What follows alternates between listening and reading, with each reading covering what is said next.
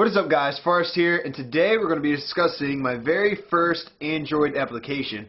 One that's a little bit more than just a Hello World application, but less than anything that would be like appropriate to put on the App Store. But be forewarned, this is a continuation of my last video where I had so much video content that piled into one video that I separated it into last video and into this video where we discuss that of my first real Android application. So sit back, relax, and watch past Forrest take it away. I'll see you guys at the end. Alright, so now that I have everything open and running over here on the emulator, let's talk about the UI a little bit. So I want to preface this by saying I am no Android professional. If this is the first video you're watching, this is essentially my first Android application. So if anything's wrong, well, I'm sure my professor will tell me, but I am open to you letting me know what could be better, what is wrong in the comments. Just try to be nice about it.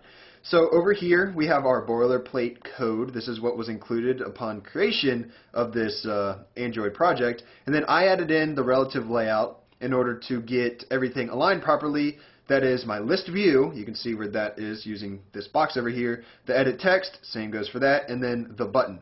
So I used relative layout in order to use something like this, where I have layout align parent top and layout align parent left. That aligns this, that is boxed up, into the top and into the left. Kind of self-explanatory, sure, but I feel like it's necessary to mention that. Also, from my understanding, it is important to include the top and the left as opposed to only the layout align parent start like I have down here, because what I have highlighted, the start, is good and is modern convention. That is what you want to use on newer versions of Android devices. However, the top and the left, those are still implemented in order to allow your application to work on older versions of Android. And what the start does is essentially it starts the alignment of the list view to its parent, which is essentially the background of this whole application.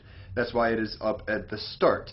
And if you want to give an opposite example of that, I have layout align parent end for the add item that is highlighted, so it is at the end of that background part. And sure, I still have layout align parent right and layout align parent bottom in order to align it down here on older Android devices. And a lot of this is standard, but also something I want to point out is down here I have Android on click on add item, and that is essentially when I click, well, let me come back here, when I click this button, add item, it will implement my function on add item, where that's kind of self-explanatory. Let me come